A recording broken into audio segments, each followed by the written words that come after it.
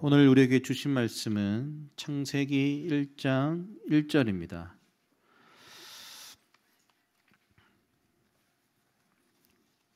네, 1장 1절 다 찾으셨나요? 암송하실 수 있는 분들은 암송하고 앞에 있는 걸 같이 한번 우리 말씀 보도록 하겠습니다. 같이 읽겠습니다. 시작. 태초에 하나님이 천지를 창조하시니라. 아멘. 오늘 하나님 나라로 본 창세기 세 번째, 오늘은 태초에라는 제목으로 목사님 말씀 증거해 주시겠습니다.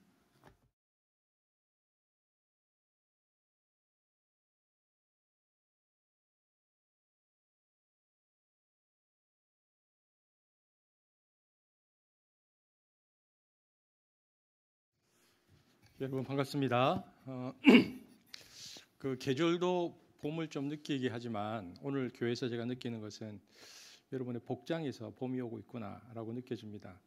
기분이 좋은 이유는 복장에서 봄이 느껴진다는 건 자기를 꾸민다는 건데 건강하다는 거잖아요. 좋습니다. 지금 옆에 계신 분들한테 인사 나눌 때는요, 그냥 잘 계셨습니까? 라고 말고 어떤 마음으로 교회 왔든지 간에 그분이 들으면 제일 기분 좋은 얘기를 좀 해주십시오. 뭐 화장이 잘 됐다든지, 뭐 옷이 예쁘다든지, 한번 옆에 계신 분, 뒤에 계신 분들은 그래서 뭔가 기분이 좋은, 그래서 뭔가 이렇게 예배 전에 일단 기분이 좋도록 네. 거짓말은 하지면 안 되고 이렇게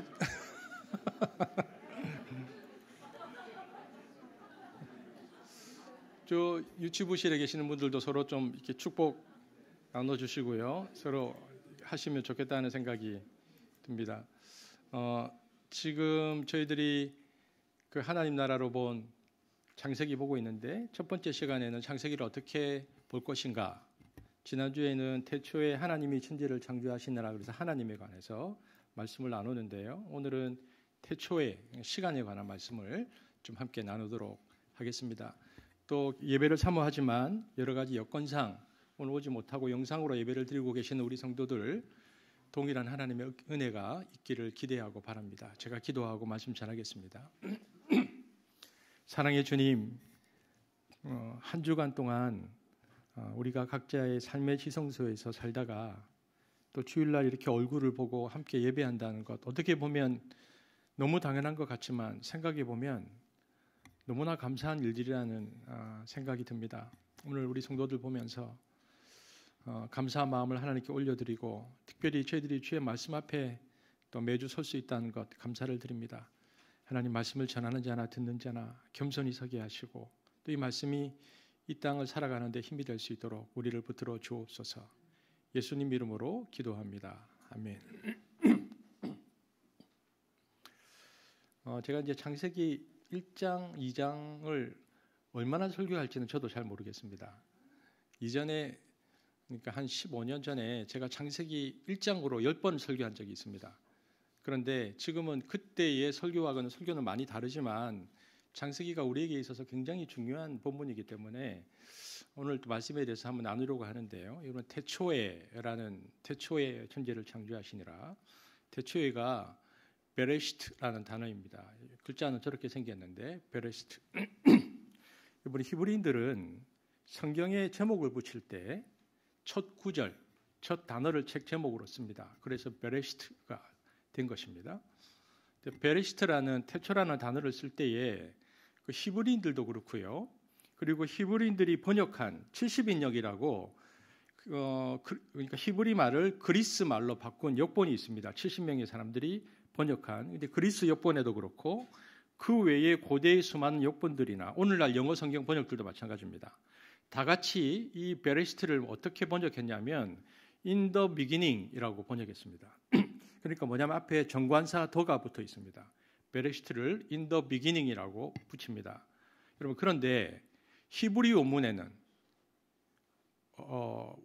원래 정관사 더가 없습니다. 그러므로 in the beginning이라고 할 때는 여기에 해석이 들어간 것입니다. 없는데 더라는 정관사가 들어왔다는 것입니다. 여러분 이런 말이 있죠. 모든 번역은 해석이다. 그리고 모든 번역에는 번역자의 해석이 들어간 것인데요. 해석이 이미 들어갔다면 더가 들어갔다는 것은 도대체 어떤 해석이 들어간 것인가입니다. 모세오경을 경전으로 하는 유대교 이스라엘이나 기독교 신자들은 더를 붙임으로 이것을 다 어떻게 읽었는가? 하나님이 시간의 시작도 창조하셨다라고 읽었습니다. 그것이 더가 들어간 이유입니다. 하나님이 시간의 시작도 창조하셨다. 시간의 시작, in the beginning. 그렇다면 이것은 어떤 뜻입니까? 하나님이 시간의 마지막도 마감하신다라고 내포되어 있습니다. 요한계시록 22장 13절 한번 같이 읽겠습니다. 시작. 나는 알파와 오메가요, 처음과 마지막이요, 시작과 마침이라. 놀라운 고백입니다. 창세기 1장 1절에서 하나님께서 시간의 시작도 만드셨다라고 하는 성경의 기자가 나중 요한계시록에 가면 하나님은 시간의 시작과 끝도 그분께서 마감하신다라고 되어 있습니다. 이것을 보면 창조와 그리고 종말 그리고 시간의 시작과 끝이 있다는 것인데, 여러분 이 개념은 굉장히 놀랍습니다. 한번 생각해 보면, 여러분 원래 시간이라는 것은 무시무종입니다. 여러분 무시무종이 뭡니까? 한자로 어디서 시작되어서 어디서 끝나는지 모르는 겁니다. 시간은. 그런데 창세기에 벌써 태초에라는 표현을 써서 시간의 주인이 하나님이다, 시간도 피조물이다라는 창조주에 대한 고백을 담고 있거든요. 이것은 굉장히 놀라운 고백입니다. 하나님이 시간의 창조자이시면서 주인이라는 관점에서 창세기를 보게 되어지면요, 시간과 관련해서 창세기에서 중요한 깨달음을 얻게 되어집니다. 한 가지 뭐냐면, 창세기에 보면 질문입니다. 하나님께서 세상을 며칠 만에 만드셨다고 되어 있습니까? 이거 대답하실 수 있겠죠? 며칠 만에? 7일 만에 창조하셨다고 되어 있습니다. 그럼 질문해 보겠습니다. 도대체 이 7일이라는 숫자가 어디서 나온 것일까요? 모세가 썼잖아요. 근데 7일 만에 만들었다고 할 때 이 도대체 7이라는 숫자가 어디에서 나왔길래 7일째 날에 7일 동안 세상이 만들어졌다고 모세가 말한 것일까요? 왜 시간을 7이라는 단위로 나누어서 히브리인들은 생각했을까요? 7로 나누어야 되는 근거가 무엇입니까? 이야기했던 것처럼 시간은 무시무종입니다. 시간은 계측이 안 됩니다. 어디서 시작되었는지, 어디서 왔는지, 언제 끝났는지 모르는 게 시간입니다.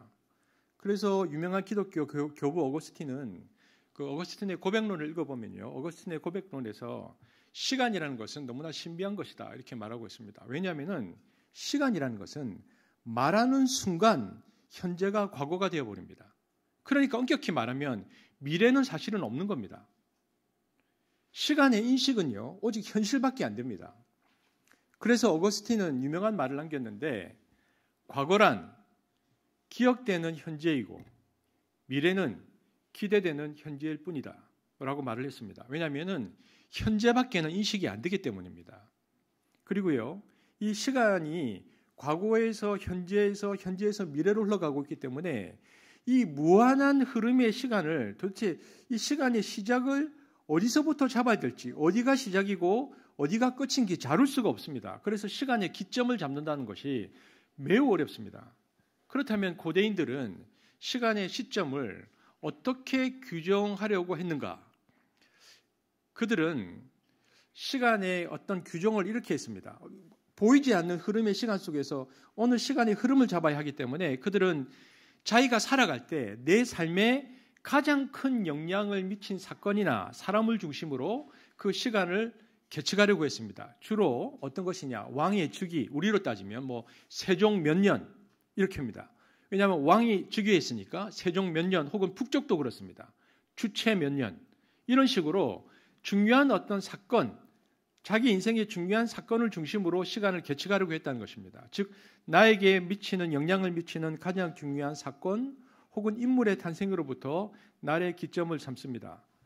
특별히 서구 역사에서는 수많은 기점이 있었는데 왕들이 많이 있었잖아요. 근데 왕 중의 왕, 최고의 왕이 누구냐라고 했을 때 이미 서구는 2000년 동안 기독교화가 이루어진 사회였기 때문에 왕 중의 왕인 예수 그리스도의 탄생이 가장 큰 영향을 미쳤다고 해서 BC와 AD로 나누는 것입니다. 그러니까 시간을 그렇게 나눈 거죠, 서구에서는. 그런데 이게 1789년에 프랑스 대혁명이 일어나고 무신론 시대로 들어가면 의미가 없어집니다. 신이 없다고 생각했는데 무슨 BC와 AD로 나누겠습니까? 그러니까 프랑스 대혁명 이후에는 사람들이 뭐라고 말했냐면 그거 다 의미가 없다. 혁명 1년, 혁명 2년으로 하자는 주장도 있었습니다. 그런데 히브리인들은 가장 중요한 날의 기점을 무엇으로 잡았는가? 그들은 안식일이었습니다. 그래서 성경을 보면 안식 후 첫날, 안식 후 둘째 날 이런 표현이 나옵니다. 예수님의 부활도 신약 성경에 무엇이라고 표현되는가? 16장 9절 함께 읽어보겠습니다. 시작. 가장 중요한 부활을 설명할 때 안식 후 첫날, 안식일이 기준이라는 것입니다. 왜 안식이 기점일까? 이 기점은 언제부터 생긴 것일까? 이것은 출애굽을 경험하고 난 뒤에 생긴 개념입니다.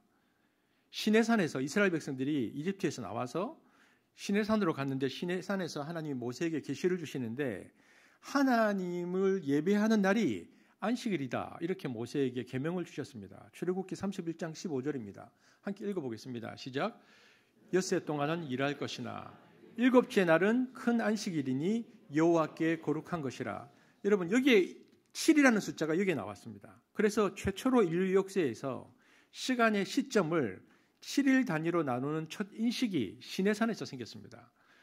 고대 바벨론에도 있고요. 수메르 설화에도 있는데 시간적으로 보면 훨씬 이것이 앞섭니다. 시간을 7로 나눈다. 이것은요. 고대 세계관에서 보면 거의 충격적인 일입니다.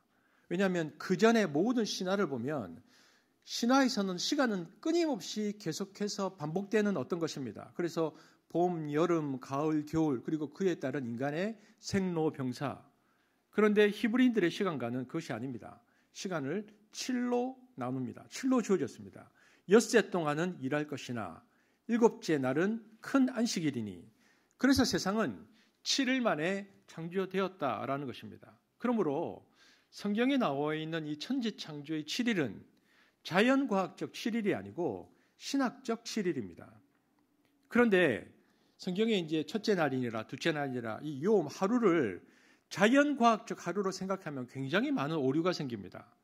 24시간으로 생각하면 너무 이상합니다. 성경에 나와 있는 하루를. 왜냐하면 24시 365일을 하루 1년으로 계산하면 그러면 성경에 보면 해, 달, 별이 창조된 것이 넷째 날이거든요.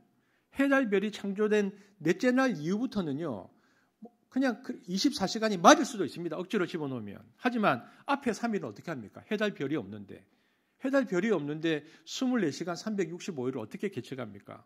밤도 없고 낮도 없기 때문에 해석이 안 됩니다. 그래서 사람들은 이렇게 해석하려고 합니다. 어떤 사람들은 4일 이후부터는 24시간이고 하루가 그 전에는 첫째 날, 둘째 날, 셋째 날에는 long age. 그래서 하루가 몇만 년, 몇십만 년 혹은 몇백만 년이 될 수도 있다. 이렇게 해서 지구 지질학과 대체로 타협하려고 하는 해석을 하는데요. 왜냐하면 이것은 성경에 나와 있는 하루를 자연과학적 하루로 생각할 때의 갈등을 해결하려는 것인데 그래서 그들은 이 성경의 설명에 대한 해석과 과학의 분석을 조화시키기 위해서 양자 중 하나 또는 모두를 바꿔버립니다. 그래서 과학을 바꿔버리든 성경을 바꿔버리든 그래서 성경만을 고집하든 혹은 자연과학과 타협하든 이렇게 보려고 하는데요. 이 자체가 잘못된 것이라는 겁니다. 왜냐하면 창세기 7일은 무엇인가? 이것은 안식일 시간이 반영된 시간 개념입니다. 하나님이 7일마다 안식하라고 하셨고 7일 동안 온 세상이 창조되어져서 마지막 안식 때에는 창조주 하나님을 경배하는데 이분이 출애굽에 나타나셔서 우리를 구원하신 여호와 하나님입니다. 그래서 7일 단위로 창조되었다는 것은요. 놀라운 신앙 고백이 그 안에 들어있는 것입니다. 이것을 안식일 시간관이라고 부릅니다. 신학적으로는. 이렇게 피조된 시간을 7일 단위로 계측하는 시간관은 고대 다른 신화들에게서는 볼 수 없는 아주 특이한 시간관입니다. 그래서 창세기 1장 1절이 내포하고 있는 바는 이런 것입니다. 하나님은 시간의 창조주이시다. 하나님은 시간의 시작과 끝이시다. 시간의 주인은 하나님이라는 고백을 우리는 어떻게 하는가? 7일마다 안식일마다 우리는 신앙 고백을 드린다. 그래서 모세를 통해서 계시된 이 7일이라는 개념을 통해서 우리가 고백함으로 하나님은 이 시간도 창조하셨다는 것을 우리는 날마다 고백한다. 이것이 안식일 시간 개념이라는 것입니다. 여러분, 그 시간에 창조자이신 하나님께서 예수님으로 이 땅에 오셔서 가장 먼저 선포하신 말씀이 무엇인가? 마가복음 1장 1절입니다. 하나님께서 인간의 몸을 입고 오셔서 이렇게 말씀하십니다. 시작. 회개하라. 천국이 가까워왔느니라. 이 천국은 가로하면 하나님 나라입니다. 여러분, 예수님께서 복음서에 보면요, 그 비유를 설명할 때 이 세대라는 표현을 많이 쓰셨는데, 여러분, 예수님은 공간 개념으로 천국을 설명하지 않았습니다. 예수님의 종말로는 시간 개념입니다. 여러분 기억나십니까? 제가 하나님 나라 설교할 때 이 표를 계속 보여드렸는데, 이 표는 여러분 머릿속에 완전히 인식하고 있어야 됩니다. 표에 나와 있듯이 보십시오.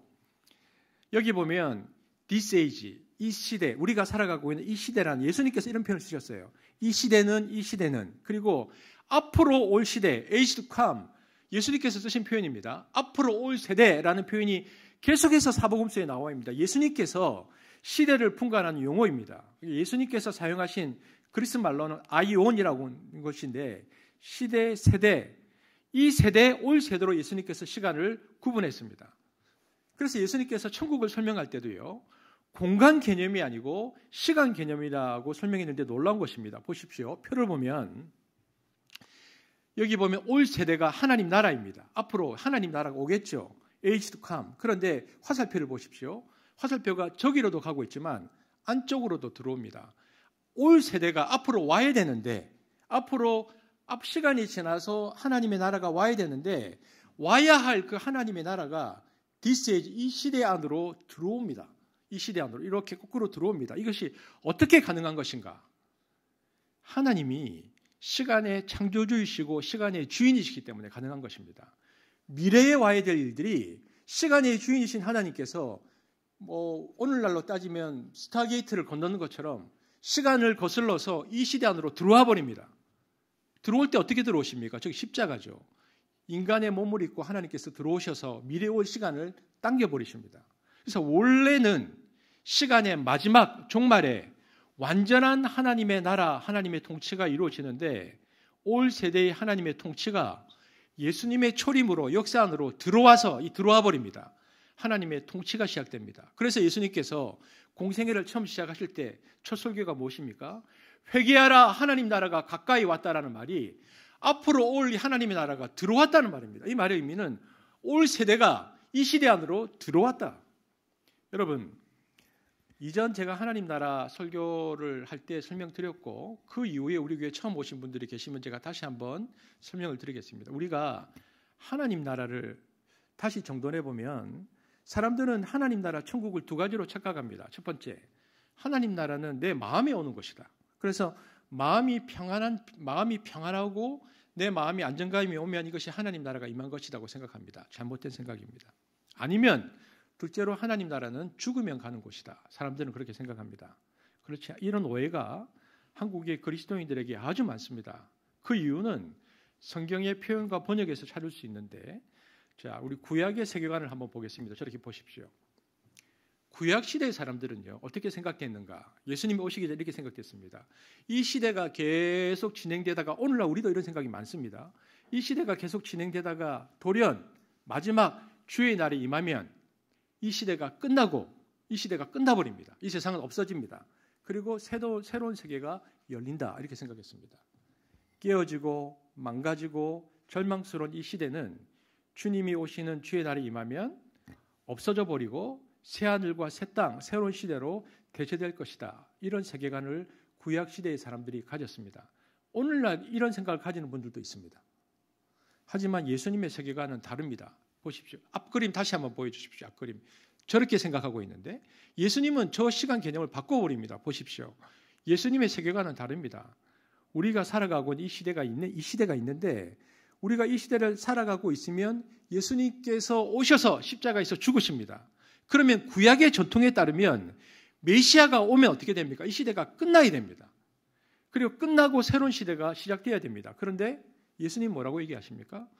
이 시대가 끝나지 않고요, 계속 지속됩니다. 예수님의 부활하신 것을 통해서 새로운 시대가 새롭게 들어온 것입니다. 그래서 이 도래한 하나님 나라와 이 시대는 이 빛 끊친 것처럼 공존하고 있습니다. 공존합니다. 앞으로 올 하나님의 나라와 지금 시대가 공존해서 없어지지 않고 함께 간다는 것입니다. 그래서 눈에는 보이지 않지만 우리가 2023년을 살아가고 있지만 눈에는 보이지 않지만 하나님 나라가 들어와 있는 것입니다. 그러나 이 공존이 곧 끝납니다. 언제 끝날까? 예수님이 다시 오실 때 이 시대는 끝납니다. 예수님이 재림하실 때 끝나고 하나님 나라가 완전히 임할 것입니다. 그래서 이것을 뭐라고 부르느냐? 신학적으로는 종말론적 이중 구조다 이렇게 부릅니다.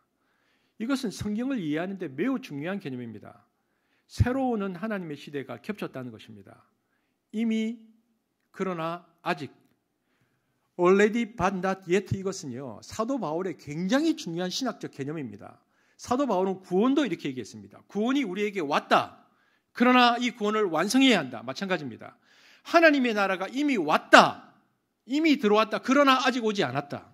하나님 나라를 가리키는 굉장히 중요한 개념입니다. 제가 다시 설명합니다. 왜냐하면 이 설명이 어려울 수 있으니까 이 개념이 이해되면 쉬운데 다시 설명합니다. 이 시대가 이렇게 쭉 흘러가는데 하나님의 단호한 개입이 있었습니다. 예수님께서 인간의 몸을 입고 오신 거죠. 괄목할 만한 개입이 바로 예수님의 오심입니다. 예수님이 오셔서 여러분 하나님의 나라는 하나님께서 완전히 통치하시는 나라잖아요. 그러니까 예수님께서 오셔서 이 세상을 통치하기 시작하시면서 새로운 시대가 시작되었습니다. 그래도 새로운 시대가 시작되었지만 이 시대가 끝나지 않고 이 시대가 계속되다가 예수님께서 다시 오실 때 완전히 끝이 납니다. 그러므로 우리가 살고 있는 지금은 이 시대와 새 시대가 겹쳐 있는 중간 시대인 것입니다. 그래서 우리가 양쪽에 속해 있다는 것이 성경의 가르침입니다. 제가 지금 강대상에서 설교하잖아요. 제 두 발은 여기를 디딛고 있습니다. 그래서 이 시대 속에 살아가고 2023년도에 살아가지만 우리는 육신을 입고 이 세상 속에서 살아갑니다. 그러나 우리의 믿음으로는 하나님이 새로 시작하신 새로운 시대 안에 들어와 있습니다. 예수를 믿는다는 것은 저 빗금친 것 안에 이미 들어와 있는 하나님의 통치 안에 우리가 들어가는 것입니다. 이것이 예수님의 사상입니다. 여러분, 하나님의 나라는 죽고 가는 게 맞죠. 그러나 더 중요한 개념은 지금 살아서 들어가는 것입니다. 하나님은 나중에도 우리를 최종적으로 다스릴 것이지만 예수님이 오셔서 이 땅 가운데 하나님의 통치가 들어왔기 때문에 우리가 예수님을 믿는 순간, 그분을 내 인생의 모든 주님으로 고백하는 순간, 내가 어떤 철학과 가치로 살았든 간에 예수님을 나의 주로 고백하면서 내 인생 가운데 예수님의 통치를 받는다고 생각하는 순간 지금 나는 살아서 그 하나님의 나라로 들어가는 것입니다. 그래서 그 나라 백성이 되는 것이죠. 그래서 시간의 창조와 시간의 끝, 창세기를 읽으면 우리에게 중요한 것은 이미 임한 하나님의 나라, here and now, 현재의 시간입니다.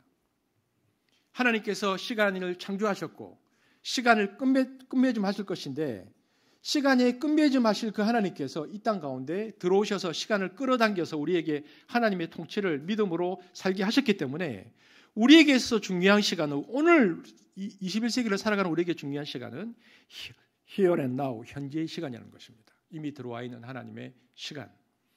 그래서 사도 바울은 시간에 관해서 우리에게 도전합니다.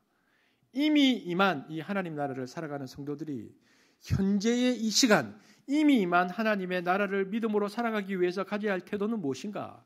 에베소서 5장 6절에 그것을 믿음으로 고백한다면 세월을 아끼라 이렇게 말합니다. 여기에서 사용된 헬라 단어가 엑소고라조 마이라는 건데 여기 보면 엑소고라조 메노이라는 것은 마이의 분사 형태입니다. 세월을 아끼라. 그래서 성경에서 시간을 아끼라. 사도 바울은 이미 하나님의 나라가 임했다고 너희들이 믿음으로 고백한다면 현재의 시간을 살아가면서 어떻게 살아야 하는가? 세월을 아껴야 한다. 그런데 성경에서 시간을 아낀다는 것이 흔히 우리가 오해하듯이 짧은 시간 내에 많은 양의 일을 처리한다는 말이 아닙니다. 여기서 말하는 엑사고라조 마이라는 뜻은요, 기회를 사라는 뜻입니다. 성경에서 일반적으로 이야기하는 사라는 말씀은 돈을 주고 산다는 뜻도 있지만 어떤 것을 사서 내 소유로 삼으라는 뜻이 더 많습니다. 따라서 에베소서 5장 16절 기회를 사라는 말씀도요, 돈을 주고 기회를 사라는 뜻이라기보다는 기회는 네 앞에서 한번 지나가고 나면 다시 오지 않을 것이기 때문에 그 기회를 사서 그 기회를 완전히 네 소유로 삼으라는 말씀입니다. 이미 임한 하나님 나라를 살아가기 위해서 너희들이 해야 될 것은 그 시간 속에 너희 앞에 기회가 주어질 것인데 그 기회를 온전히 네 것으로 삼아라. 게다가 헬라어 구문법에 동사나 형용사의 전치사가 붙어서 합성어가 되면 그 동사나 형용사의 뜻을 더 강조하는 것이 되는데, 그래서 에베소서 5장 16절에 사라는 동사는 보통 동사가 아니고 좀 더 뜻이 강조된 동사로 쓰였습니다. 그렇기 때문에 에베소 5장 16절을 정확하게 번역하면 너의 인생을 살아가다가 너의 앞을 지나가는 기회를 사되 보통으로 사는 것이 아니라 아주 강조하는 뜻으로 그 기회를 반드시 사서 내 소유로 삼으라 이 뜻입니다. 그러니까 이미 임한 하나님의 나라에 있어 중요한 것은 현재의 개념인데 그 현재의 개념에서 우리가 그 시간을 어떻게 대해야 되는가, 너희 앞에 지나가는 그 시간 앞에서 그 기회를 사라, 사도 바울이 말하고 있습니다. 그렇다면 우리는 어떻게 하면 그 기회를 우리 것으로 만들 수 있습니까? 그리고 이 기회는 어떤 형태로 우리들에게 다가옵니까? 첫 번째는 부지불식간에 우리에게 다가옵니다. 마태복음 25장 40절입니다. 함께 읽겠습니다. 시작. 내가 진실로 너에게 이르노니 너희가 여기 내 형제 중에 지극히 작은 자 하나에게 한 것이 곧 내게 한 것이니라. 마태복음 10장 42절. 시작. 또 누구든지 내가 진실로 너에게 이르노니 그 사람이 결탄코 상을 잃지 아니하리라. 이 부분을 사도 바울은 이렇게 주석했습니다. 히브리서 13장 1, 2절에서 이것은 이런 뜻이다. 시작. 형제 사랑하기를 계속하고 손님 대접하기를 잊지 말라. 이로써 부지 중에 천사들을 대접한 이들이 있었느니라. 따라서 내가 삶의 현장에서 누구를 만나든 그에게 최선을 다하는 모습, 그것이 바로 기회를 사는 방법이다 라고 성경이 말하는 것입니다. 이미 임한 하나님 나라의 현재를 살아갈 때에 그 시간을 건져내기 위해서 내가 해야 될 첫 번째는 무엇인가? 나에게 삶의 현장에서 누구를 만나든 최선을 다하라. 여러분, 프랑스에 가면요, 떼제라는 공동체가 있습니다. 떼제 공동체의 설립자가 로제 수사인데요. 로제 수사는 스위스 사람입니다. 스위스는 영세 중립국이었기 때문에 2차 세계대전에 휩쓸리지 않았습니다.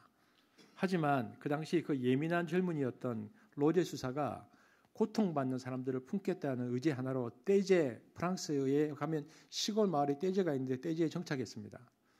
3년 동안이나 마을의 작은 예배당에서 기도에 매진하던 그의 곁에 소문을 듣고 사람들이, 형제들이 하나 둘 모여있기 시작했습니다. 그들은 미약했지만 하나의 질문 위에 자기들의 공동체를 세우기로 작정합니다. 그 질문이 무엇이냐? 지금 세상에서 가장 절실히 도움을 필요로 하는 자가 누구인가? 그들은 그 질문에 대한 답을 몸으로 살아내기 시작합니다. 그래서 그들이 처음으로 돌본 사람들은요, 나치의 박해를 피해서 내려온 유대인들이었습니다. 굉장히 위험한 일이었죠. 그러나 그들은 유대인들을 돌보았습니다. 전쟁이 끝나자 그들이 찾아간 것은 누구인가? 독일군 포로였습니다. 모두의 미움을 받던 이들이었지만 가장 절실하게 이웃을 필요로 하는 이들이었기 때문에 그들을 만나고 돌보는데 주저함이 없었습니다. 나중에는 전쟁으로 부모를 잃은 아이들을 돌보았습니다. 저도 떼제에 관심을 가지게 된 것은 떼제에 대한 다큐를 봤는데 80년대에 그 떼제인 한 수사가 80년대였습니다. 80년대에 만든 다큐였는데요. 떼제에 계셨던 한 수사가 우리가 이제 80년대, 1987년대 민주화가 이루어질 그 당시 80년대의 한국의 민주화를 위해서 기도하고 있다는 다큐를 보면서 제가 떼제에 관심을 굉장히 많이 가졌습니다. 그래서 그때 우리 교회에 지금 있는 저 영훈 형제하고 제가 떼제를 같이 방문했습니다. 같이 간 적이 있습니다. 영훈 형제가 그때 공부를 거기서 하고 있었기 때문에 부근에서 같이 방문한 적이 있는데, 여러분, 마태복음 25장을 보면 예수님은 최후 심판의 날에 벌어질 한 광경을 우리에게 들려주십니다. 보좌에 앉으신 주님은 모든 민족을 당신 앞에 불러 모아서 목자가 양과 염소를 가르듯이 그들을 갈라놓으십니다. 그리고 주님은 한편에 있는 사람들에게 이렇게 말씀하십니다. 마태복음 25장 34절 시작. 내 아버지께 복을 받을 사람들아, 와서 창세 때로부터 너희를 위하여 준비한 이 나라를 차지하여라. 여러분, 창세 때부터 너희를 위하여 준비한 나라, 하나님 나라, 마지막 올 하나님 나라를 받을 사람은 누구인가? 이 하나님 나라를 내 것으로 받을 사람은 누구인가? 이 사람들은 오랫동안 교회 다닌 사람들이 아닙니다. 마태복음 25장은 그들은 공경에 처한 이들의 형제 자매가 되어준 사람들이다라고 말합니다. 여러분, 하나님께서 귀하게 여기는 사람들은 좋은 교인이 아니고 참 사람입니다. 물론 좋은 교인과 참 사람은 뗄래야 뗄 수 없는 결합된 말입니다. 주님을 믿는다는 것은 참 사람됨의 길에 접어들었다는 것을 의미합니다. 그러면 어떤 사람이 참 사람인가? 어렵게 생각할 것이 없습니다. 누군가의 좋은 이웃이 되어주는 사람이 참 사람입니다. 배고픈 사람을 보면 먹이고 싶어지고, 목마른 사람에게 물 한 잔 대접해 주려는 사람, 외로운 나그네를 보면 따뜻하게 맞아드리려고 하는 사람, 헐벗은 사람을 보면 어떻게든 입혀주려는 사람, 병들어 몸과 마음이 다 무너진 사람을 보면 그의 곁에 머물며 힘이 되어주려는 사람, 감옥에 갇힌 사람을 보면 옳고 그름에 대한 판단을 넘어 가볍게 여기고 그를 찾아주는 사람, 그 사람이 참 사람입니다. 이 사회가, 이 세상의 이 역사가 사랑받을 자격이 없다고 버린 사람들, 우리가 사랑하지 않으면 사랑받을 수 없는 사람들이 있습니다. 그런데 그들을 부지불식간에 우리가 살다가 만나게 되어지면 그들과 함께하고 그들을 대접하는 것이 시간을 건져내는 것이고 기회를 사는 것이라고 성경이 말하는 것입니다. 물론 우리가 그들을 만났을 때 그 이웃들에게 해줄 수 있는 일이 많지 않습니다. 하지만 그들이 홀로 고립되어 있다는 생각에 사로잡히지 않도록 해줄 수는 있습니다. 여러분, 성도들에게 주어진 과제가 이것입니다. 힘을 승성하고 가해자와 피해자를 만들어내는 제국식 삶의 방식은 하나님 나라의 대척점에 서 있습니다. 안타까운 것은 오늘날 예수를 믿는다고 하는 이들도 하나님 나라의 삶의 방식보다는 자본주의적 삶의 방식에 더 예민하게 반응하며 산다는 사실입니다. 그러나 우리가 잊지 말아야 합니다. 지금 우리 주변에 있는 가장 곤고한 이들이야말로 우리 곁에 다가오고 계신 예수님입니다. 그들을 외면하고는 하나님께 나아갈 수 없습니다. 줄 것이 없어도 괜찮습니다. 그들을 진심으로 환대하려는 마음만 있으면 됩니다. 그의 곁에 다가가 함께 있어주면 됩니다. 이분 마이클 앤드루 포드라고요. 상처 입은 예언자 헨리 나우엔, 포에마 출판사에서 나온 책인데요. 앤드루 포드가 헨리 나우엔을 다루면서 환대에 관해서 이렇게 그 책에서 쓰고 있습니다. 환대란 손님에게 집중하는 능력이며 손님이 자신의 영혼을 발견할 수 있는 공간을 창조해내는 능력이다. 환대는 다른 사람의 외로움과 고통을 없애주는 것이 아니라 자신들의 외로움을 공유할 수 있다는 사실을 인식하도록 해주는 것이다. 그리고 이것이 공동체다. 우리는 부지불식간에 우리에게 다가오는 이들과 함께하며 시간을 건져내야 합니다. 저희 교회가 선한 사마리아 프로젝트를 계속하는 이유입니다. 그래서 우리는 이 일들을 지속하고 그리고 앞으로도 계속하게 될 것입니다. 첫 번째 기회를 사는 방법, 부지불식간에 누구를 만나든 그 사람과 함께하는 것. 또 하나의 기회를 살 수 있는 방법은 우리의 적극성입니다. 성경에 보면 마태복음 20장 29절에서 34절 제가 읽겠습니다. 그들이 여리고에서 떠나갈 때에 큰 무리가 예수를 따르더라. 맹인 두 사람이 길가에 앉았다가 예수께서 지나가신 다음을 듣고 소리질러 이르되 주여 우리를 불쌍히 여기소서. 다윗의 자손이여 하니 무리가 꾸짖어 잠잠하라 하되 더욱 소리질러 이르되 주여 우리를 불쌍히 여기소서. 다윗의 자손이여 하는지라. 예수께서 머물러 서서 그들을 불러 이르시되 너에게 무엇을 하여 주기를 원하느냐. 이르되 주여 우리가 눈뜨기를 원하나이다. 예수께서 불쌍히 여기사 그들의 눈을 만지시니 곧 보게 되어 그들이 예수를 따르니라. 여리고성에 앉아있던 두 소경, 다윗의 자손 예수가 지나간다는 말을 듣고 때를 놓치지 않고 우리를 도와달라고 외쳐서 눈을 뜨는 축복을 받게 됩니다. 여러분, 여리고성에 있던 이 두 소경은 축복을 받을 그 기회를 놓치지 않았다는 것입니다. 생각해 보십시오. 아무리 예수님께서 소경의 눈을 뜨게 하는 기적을 많이 해가신다 할지라도 소경이 된 사람이 어떻게 예수님을 찾아 나설 수 있습니까? 보이지 않는데. 그들은 그들의 힘으로 평생 예수님을 찾아다녀도 만날 수 없습니다. 그런데 내가 지금 앉아있는 여리고성 바로 앞으로 예수님께서 지나가신다고 하니까 이 기회를 놓치면 다시는 예수님을 만날 기회가 없다고 판단했습니다. 그 소경들은 오늘 내 앞으로 지나가시는 예수님을 만난 이 황금 같은 기회를 놓치지 않고 그래서 예수님께 매달려서 눈을 뜨는 축복을 받게 되었습니다. 이렇게 예수님을 붙드는 기회를 놓치지 않았기 때문에 그들에게 주어진 눈을 뜬 결과입니다. 여러분, 오늘 예배를 드리는데 여러분 어떤 문제가 있습니까? 지금 가정적으로 혹은 사업적으로 여러 가지 문제가 있다면요, 삶의 척박함이 있다면 하나님 앞에 나와서 엎드리십시오. 엎드려서 그 문제를 여러분의 삶의 기회로 삼으십시오. 얼마만큼 기도하는가, 그것은 우리의 자랑이 아닙니다. 그러나 문제가 생겼을 때 우리가 얼마나 기도하는지는 생각해 보아야 됩니다. 심각한 상황은 우리 인생에 몇 번 없는 하나님을 만날 수 있는 좋은 기회이기도 합니다.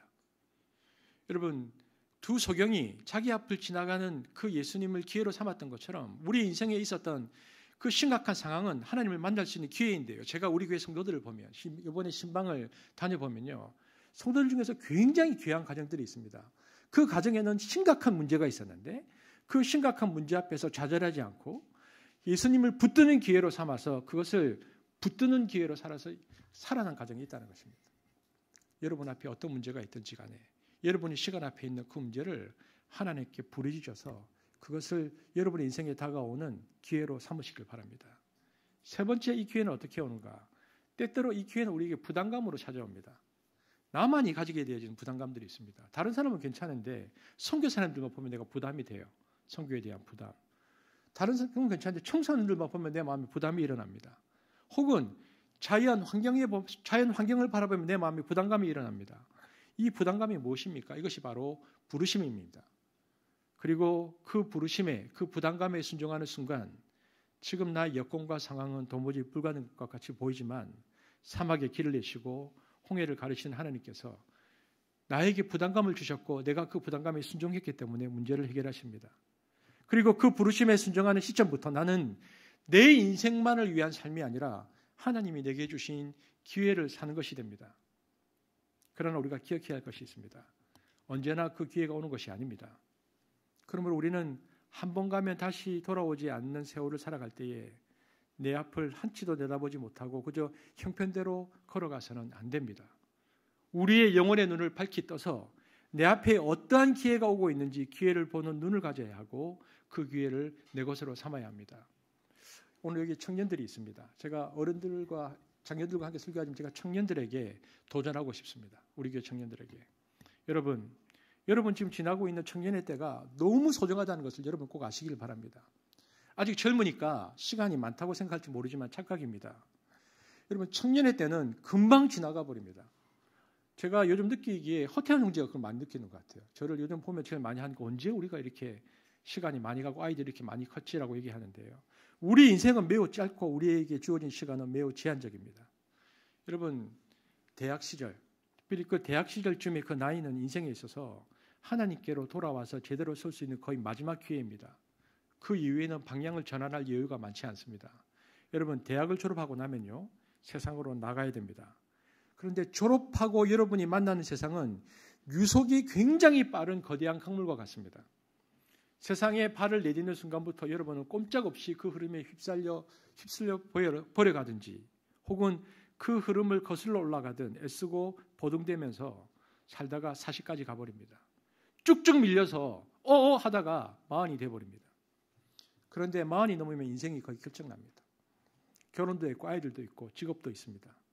나와 연결되어 있고 내가 책임져야 할 것이 많기 때문에 그때 가서는 방향을 수정하고 싶어도 그만큼 부담과 저항이 클 수밖에 없습니다. 과감히 다른 선택을 하기보다는 그대로 평생을 밀려갈 가능성이 큽니다. 그렇다면 3, 4학년의 대학 시절 동안 여러분이 어떤 결정을 하고 어떤 준비를 해서 어떤 자세로 세상에 들어가야 하는가는 매우 중요합니다. 앞으로의 15년이 세상 속에서 떠내려가는 삶이 될지 아니면 이 떠내려가게 하는 세상 속에서 어떻게든 살아남으려고 발버둥 치는 삶이 될지 또는 이 무서운 흐름을 거슬러 올라가면서 자기가 가야 할 방향으로 나가는 삶이 될지 그것을 결정하는 것은 지금 바로 여러분의 시간입니다. 대학 시절에 혹은 그 나이쯤에 하나님께로 제대로 돌아온다면 하나님은 여러분을 붙잡으실 것입니다. 요즘은 이전보다 대학 생활에서 해야 할 것이 정말 많습니다. 낭만이 없어요. 그런가 하면 시간은 왜 이토록 빨리 지나가는지 모르겠습니다. 딱히 해놓은 것도 없는데 1년이 금방 가버립니다. 몹시 소중하지만 그만큼 매우 짧은 이 시간에 인생의 방향을 결정해주고 인생살이의 방식을 알려주며 인생에 살아갈 길을 주시는 한 분을 제대로 알 수 있다면 여러분의 청년기는 인생에서 가장 소중한 시간이 될 수 있습니다. 그분은 하나님이신 예수 그리스도십니다. 특히 저는 여러분들께 성령님과 매 순간 동행하기를 원합니다. 우리는 인생에 있어서 방향이 중요하다고 말하지만 방향만큼 중요한 것은 속도입니다. 이스라엘은 가나안이라는 방향을 알고 있었지만 그들의 속도는 구름기둥, 불기둥이었습니다. 여러분, 성령과 교제하는 감각이 없으면 속도에 대한 감각이 없습니다. 오늘날 구름기둥, 불기둥은 성령에 대한 감각입니다. 그러니까 성령과 교제하는 감각이 없으면요, 속도에 대한 감각이 없으니까 방향만을 강조하다가 속도에서 실패합니다. 하나님의 시간으로 살지 못하고 있다는 것을 두드러지게 보여주는 특징이 뭐냐? 하나는 서두름, 또 하나는 꾸물거림입니다. 이 두 단어는 하나님의 시간의 속도와 엇박자를 내고 있다는 말입니다. 서두른다는 것은 그 시간의 속도를 앞서가 시간을 통제하려는 노력이고, 꾸물거림은 순종하지 않는 게으름입니다. 여러분, 시간 안에는 하나님의 속도가 있습니다. 이 속도는 마치 하나님의 호흡, 하나님의 리듬과 같습니다. 그러므로 우리가 우리 인생 가운데 성령과 교제하면서 이 시간의 속도와 흐름을 타는 것이 매우 중요한데, 이 속도와 시간의 흐름을 타게 되어지면 그 순간을 성경이 뭐라고 말하는가? 그것을 형통이라고 말합니다. 저는 우리 삶에 하나님의 영 성령이 쓰신 성경을 따라서 우리가 우리의 삶에 말씀을 길로 삼고 속도계로 측정하며 날마다 주와 동행하게 되어지기를 축복합니다. 그러므로 하나님의 시간 속도를 따라 사는 데 있어서 중요한 덕목은 무엇이냐? 인내입니다. 많은 사람들의 인내란 한증막에서 시간을 버티는 개념으로 이해합니다. 그러나 성경에서 말한 인내는 것이 아닙니다. 진정한 인내란 현재에 지금도 나와 함께 거하시는 그 하나님을 신뢰하며 과정에 최선을 다하는 자에게 주어지는 선물입니다. 그러니까 인내란 그냥 버텨내는 것이 아니고 하나님께서 지금도 내 인생을 다스리고 계신다. 비록 내가 원하는 대로 그 문제가 풀리지 않지만 그러나 하나님은 지금도 나와 함께 하신다. 순간의 시간을 충만하게 사는 것을 뜻합니다. 그것이 인내입니다. 그러므로 현재의 삶과 시간에 충실해야 됩니다. 하지만 우리가 살아보면 알지만 현재에 산다는 것이 쉽지 않습니다. 과거가 미래가 계속해서 우리를 괴롭힙니다. 과거는 죄의식과 후회로 우리를 괴롭히고 미래는 염려로 우리를 괴롭힙니다. 우리들의 삶을 돌아보십시오. 그렇게 살고 있지 않습니까? 그러나 우리에게 시간을 허락하신 하나님은 우리의 삶은 here and now, 바로 지금 여기에서 이루어진다고 말씀하고 계십니다. 하나님은 지난주에도 말씀드렸지만 지금도 움직이는 현재의 하나님이십니다. 하나님은 언제나 이 순간에 계십니다. 그렇기 때문에 우리의 삶에서 정말 중요한 가치는 기도입니다. 그래서 기도가 우리에게 굉장히 중요한 가치의 개념으로 떠오릅니다. 왜냐하면 기도할 때는 과거는 죄의식으로, 미래는 끊임없이 염려로 우리를 괴롭히는데 기도하는 순간 우리가 하나님 임재 안으로 확 들어가 버리면 우리를 괴롭히는 과거와 미래로부터 그 속도감을 끊어버리고 창조의 리듬 안으로 들어가서 내가 지금 어디에 있는지 무엇을 하고 있는지가 보입니다. 그게 기도입니다. 기도를 시간의 관점으로 해석하면 그런 것입니다. 시간은 끊임없이 과거는 죄의식으로 미래는 염려로 우리를 괴롭히지만 기도 속으로 하나님 임재 안으로 딱 들어가면 그 모든 것에서 자유롭게 되면서 내가 어디에 있는지가 보입니다.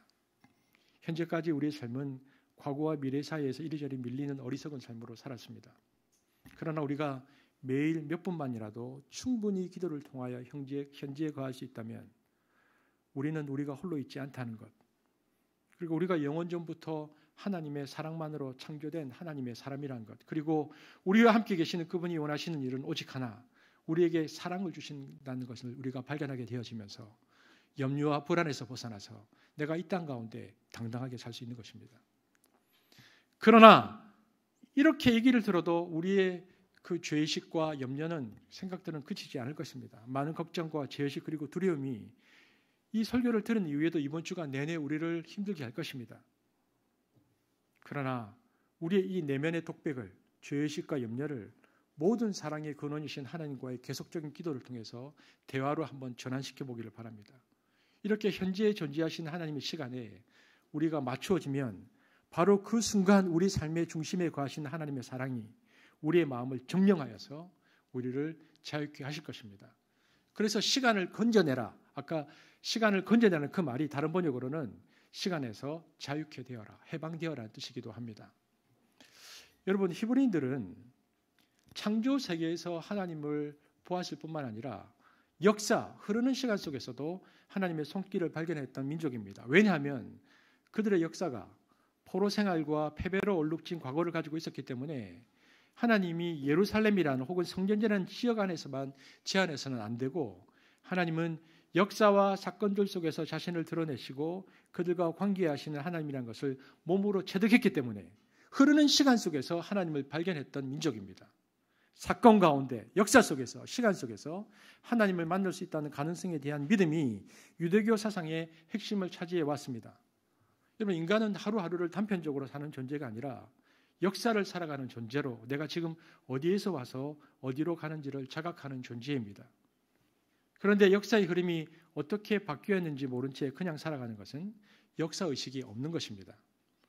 그래서 안타깝게도 한국의 그리스도인들은 예수님이 가르치신 기독교와 좀 거리가 있습니다. 표를 띄워드리겠습니다. 우리는 이렇게 믿고 있습니다. 역사의식이 없으면 이렇게 삽니다. 이 시대가 있습니다. 우리가 이 시대를 살다가 어느 날 은혜로 예수님의 십자가의 복음을 만납니다. 그러면 우리는 십자가의 복음을 받아들이고 구원을 받죠. 그리고는 그 뒤부터 뭐라고 말합니까? 예수를 믿는 시점부터 마지막 시간까지. 그렇지만 우리는 이 세상에서 어쩔 수 없어. 죄지을 수밖에 없어. 왜냐하면 우리는 세상에 사니까. 그러다고 버티다가 죽으면 그때 천국 가는 것. 이것이 한국 기독교인이 가지는 기독교에 대한 의식입니다. 잘 보십시오. 여기에 뭐가 빠져 있습니까? 아까 예수님께서 말씀하신 사상에는 저 물음표 안에 뭐가 있었습니까? 빗금이 뭡니까? 예수님의 중심 사상인 하나님 나라의 현재성이 빠져 있는 것입니다. 하나님 나라가 이미 임했는데 거기가 비어 있습니다. 그러니까 그렇지 않은 가운데 이렇게 말하는 사람이 나오는 것입니다. 예수 믿고 구원을 받은 다음에 왜 나를 안 데려가시고 이 악한 세상에 그대로 살게 하실까? 너무너무 사는 게 힘든데. 그래서 그리스도인조차도 이렇게 말을 하는 사람도 있습니다. 이번 생은 망했어. 이번 생은 아닌 것 같아. 내가 예수를 믿었지만 이번 생은 망했어. 적지 않은 그리스도인들이 별로 기쁨이 없는 삶을 살아가고 있습니다. 한숨을 많이 쉽니다. 많이 힘들어합니다. 기도도 별로 하지 않습니다. 무력합니다. 이렇다 할 꿈도 비전도 없는 그리스도인들이 참 많습니다. 다만 세상 사람들과 다른 점이 있다면 종교 생활을 한다는 것입니다. 교회를 다닌다는 것입니다. 그리고 어떤 활동에 참여한다는 것입니다. 이러한 종교 활동을 통해서 천국에 갈 때까지 버티는 것입니다. 여러분, 우리는 어렸을 때부터 이런 교육을 받았습니다. 우리가 죽을 때, 하나님 앞에 설 때 그 시점에 부끄러움 없는 하나님의 사람으로 서기 위해서 우리 삶의 전 시간들을 채우라는 것입니다. 착하고 충성된 종이라는 말을 들을 때까지, 그 이야기를 들을 때까지 나머지 시간들을 참아내며 살라는 것입니다. 그렇기 때문에 우리들의 평범한 시간은 하나님이 최종적으로 개입하셔서 시간을 끝내시고 영원한 도래를 알리시기까지 어떤 시간이냐? 그저 참아내면서, 아까 그림 띄워주십시오. 저렇게 물음표. 참아내면서 마지막 예수님을 만날 때까지 참아내는 시간을 채우는 것에 불과합니다. 이것은 인내와 다릅니다. 시간의 참아냄은, 인내는 현실에 충실한 것이지만 참아내면 그냥 버티는 것입니다. 물론 그 시간의 체험은 예수를 믿었기 때문에 상당히 복음적입니다. 옆에 사람들에게 복음도 전하고 가난한 자를 돕기도 하고 저처럼 설교를 하기도 하고. 우리는 의미 있는 시간적 내용물을 채우기 위해서 한평생을 애쓰고 있습니다. 그런 시간의 체험만이 마지막 하나님께 인정을 받는 시간이라고 교육받아 왔기 때문입니다.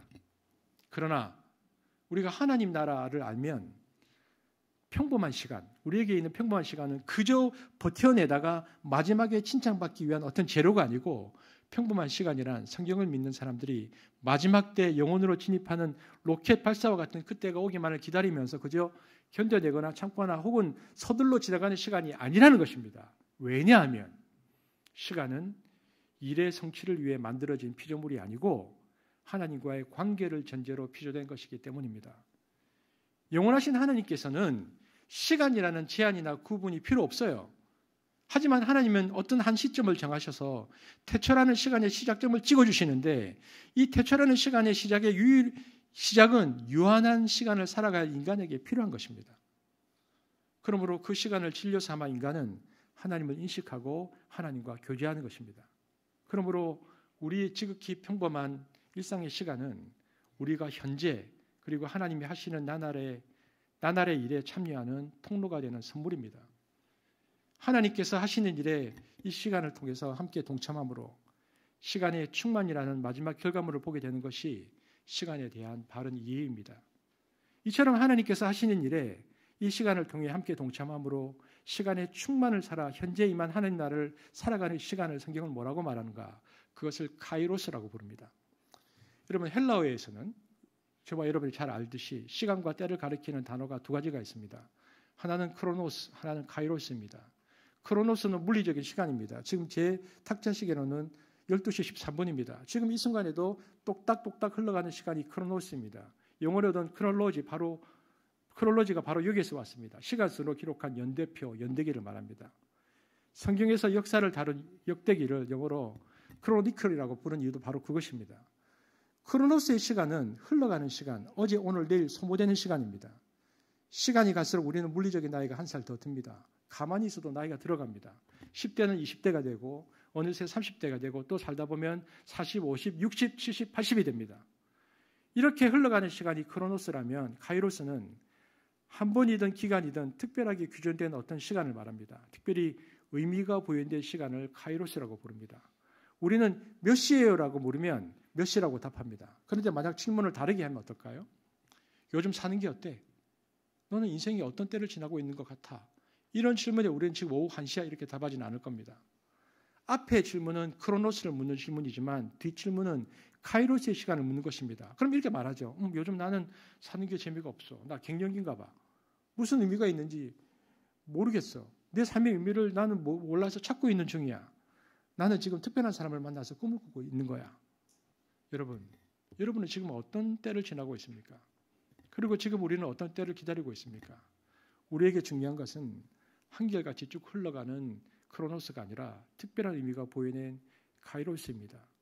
이 카이로스는 크로노스를 재료로 삼지만 하나님의 섭리와 인도한 속에 질량의 시간을 넘어서 그 시간이 하나님의 시간, 하나님의 때가 되는 상태와 기간을 가리킵니다. 그러므로 우리가 추구해야 하며 삼어야 하는 시간은 카이로스 즉 하나님의 때입니다. 우리가 이 하나님의 때를 기다리고 있노라면 하나님은 우리가 알지 못하는 현장에서 알지 못하는 놀라운 일들을 전개해 나가십니다.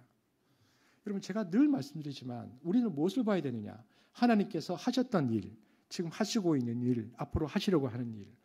그것에 우리가 그토록 주목하는 이유는 우리가 크로노스의 시간만을 지나려고 하는 것이 아니라 카이로스의 시간을 알기 위함이고 그렇게 해야 우리가 기다리는 시간 역시 하나님이 하실 일에 대한 카이로스의 때가 되기 때문입니다. 하나님은 그저 그렇게 흘러가는 크로노스의 인생을 살던 우리로 하여금 카이로스의 인생으로 살도록 우리를 이끄셨습니다. 야곱에게 있어서 이 시간은 야복강이었고요. 바울에게 있어서 이 시간은 다메섹이었습니다. 나의 인생에 있어서 절대로 그 전과 후가 같을 수 없는 어떤 사건, 환경, 변화 이것이 카이로스에서 크로노스로 변화하는 시점입니다. 여러분 레너드 스윗이라고요. 나를 미치게 하는 예수라는 책이 있습니다. 그 안에 이런 말이 있습니다. 이런 도전이 있는데 당신 삶에 이전과 이후가 있는가? 지금 없다면 앞으로 있을 것이다. 뜻하지 않은 위험 이전과 이후, 예기치 않은 사고 이전과 이후, 원치 않는 만남 이전과 이후, 난데없는 불안 이전과 이후, 감당 못할 상실 이전과 이후. 여러분에게 그 시간은 무엇이었는가? 어떠한 시간이었는가? 언제였는가? 그러므로 여러분 인간의 삶은 두 부류로 나누어집니다. 하나는 흘러가는 시간 안에서 정신없이 살다가 쓸쓸히 사라지는 허망한 삶이 있고요. 다른 하나는 구원의 시간인 카이로스 안에서 주의 영광을 드러내며 살아가는 영원한 삶입니다. 우리의 시간은 어떠합니까? 크로노스를 지나고 있습니까? 카이로스를 지나고 있습니까? 시편 90편 10절 말씀처럼 하나님은 우리에게 70 혹은 강건하면 80의 시간을 주셨습니다. 그러나 이 시간은 우리가 살펴보았듯이 우리의 것이 아니라 하나님의 것입니다. 그래서 우리는 이 시간을 잘 써야 합니다. 인간은 시간 속에 살지만 그 시간은 인간의 소유가 아니라는 것을 알아야 합니다.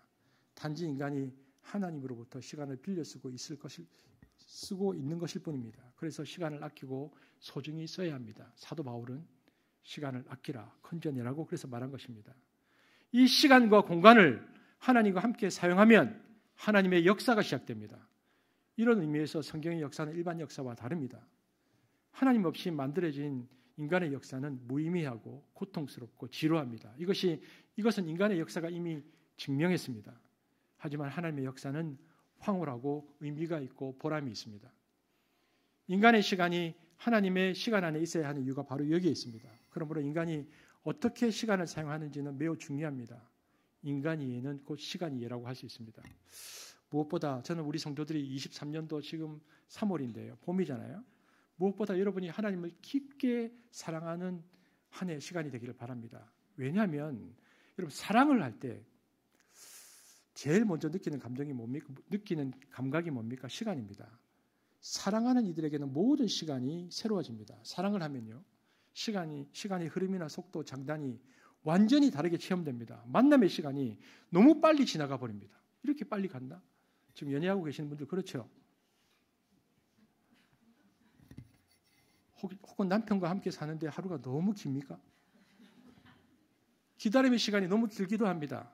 그러나 여러분 사랑이 시작되면 사람은 시간을 느낍니다. 여러분 아내와 남편을 처음 만났을 때 기억하십니까? 그 시간을 기억하십니까? 우리 아이들을 처음 만났을 때 그 시간을 기억하십니까? 사랑이 시작되면 시간은 새로움으로 다가옵니다. 여러분 인간의 부족한 필레오의 사랑도 그러한데 우리가 예수 그리스도를 알고 성령이 우리에게 임하셔서 마침내 그분의 완전한 아가페의 사랑을 느끼게 되어지면 어떻게 될까요? 이런 일이 발생합니다. 에베소서 1장 4절 시작. 곧 창세전에 그리스도 안에서 우리를 택하사 우리로 사랑 안에서 그 앞에 거룩하고 흠이 없게 하시려고 그대로 뛰어나 주십시오. 비록 우리가 네가 나를 사랑하느냐의 주님의 질문에 끝내 아가페가 아니라 필레오로 대답했던 베드로처럼 완전한 사랑인 아가페에 이르지 못한다 할지라도 우리가 그래도 부족하지만 주님 사랑합니다 말하면 성령은 우리를 어디로 데려가는가?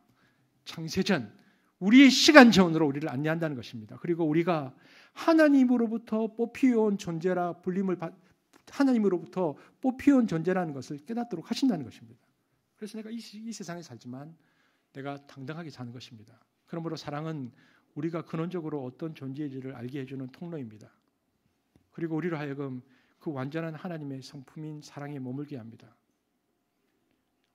오늘 나를 사랑하시는 그 하나님의 사랑을 받아들이시기를 바랍니다. 우리 안에 사랑이 차고 넘칠수록 우리의 시간은 영혼과 연결됩니다. 사랑은 하루를 살아도 천년 영혼을 사는 축복을 받는 것입니다. 사랑은 영혼과 연결되는 스타게이트입니다. 그리고요, 내 삶에서 내가 할 수 있는 사랑의 작은 표현들을 해보십시오. 저는 오늘 예배 후에 남편과 아내 또 자녀들에게 주위에 있는 사람들에게 작은 사랑의 표현을 해보기를 바랍니다. 그렇게 되어지면 만나는 모든 것들은 조금 전 우리가 읽었던 성경 구절처럼 태초의 의미를 가지게 되어지고 그래서 모든 것을 새롭게 느끼게 되어집니다.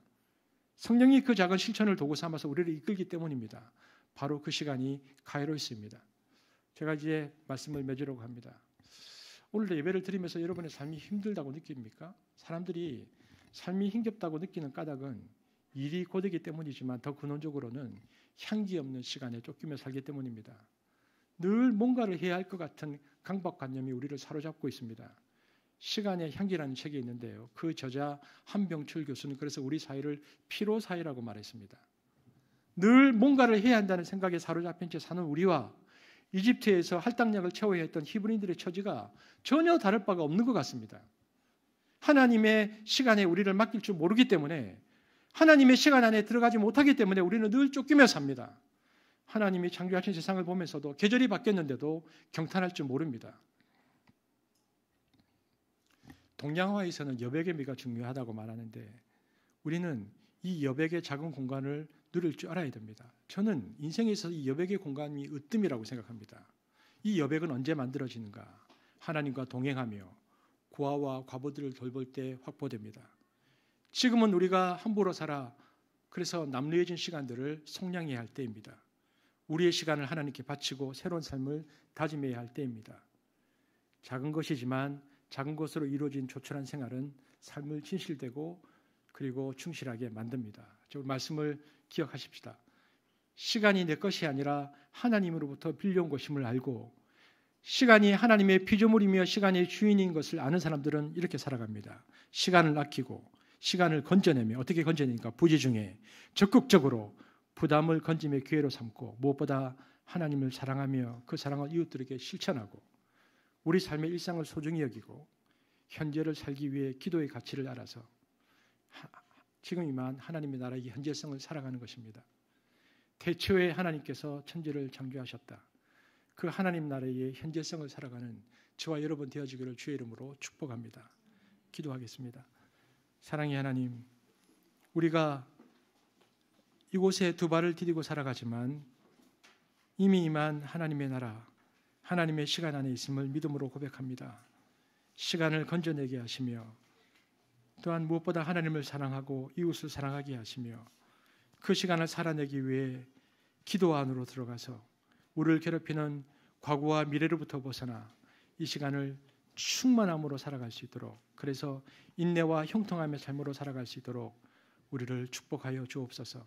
무엇보다 이 예배 시간이 우리 인생의 전과 후의 시간의 감각이 달라지는 놀라운 하나님의 임재의 시간이 될 수 있도록 우리를 이끌어 주옵소서.